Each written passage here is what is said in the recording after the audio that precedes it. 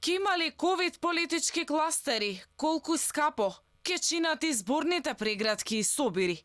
Ке биде познато за една недела, најави првиот човек на Комисијата за заразни болести, Жарко Караџовски. Судејќи според ваквата изјава на Караџовски дадена за ТВ21, тој не е убеден дека изборите и кампањата биле сигурни.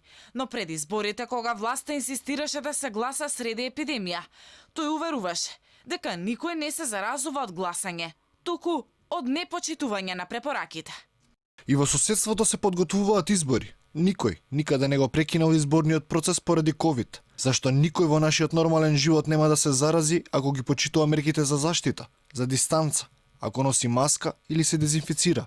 Но кој ќе ја превземе одговорност, доколку она што го кажуваше тогаш Караџовски, сега оди во спротивен правец.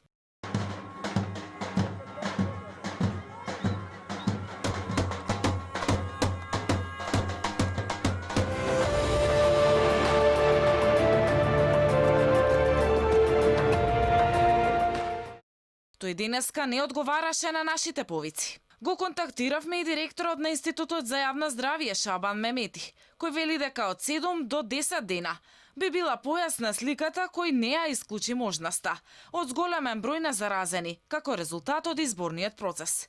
Посочи дека ризикот е голем доколку заразено лице учествувало на изборните собири.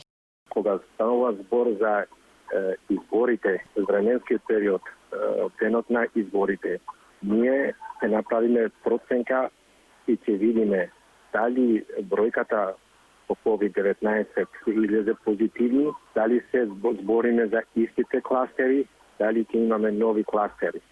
Основно е дали се почитувале правилата и препораките пред изборните денови, а за после текот на изборите ќе го видиме од 7 до 10 ден. Повеќе мина експерти алармираа за непочитувањето на мерките кога партиите славеа за резултатите. Како најкритични можни кластери се издвоени општините со албанско население. Имаме многу активни случаи, особено во Скопје, а и тие општини што славеа се рекордери водечки во активни случаи. Таму мислам дека сигурно на 10 жители има по еден активен што не сме го откриле. Така да големи се шансите да прошири болест. Значи, ако се јави во тие места, у тие партии голем број, тоа ќе биде од тоа. Одредени експерти прогнозираат дека постизборно бројот на вкупно инфицирани до 25 јули ќе достигне до 10.400.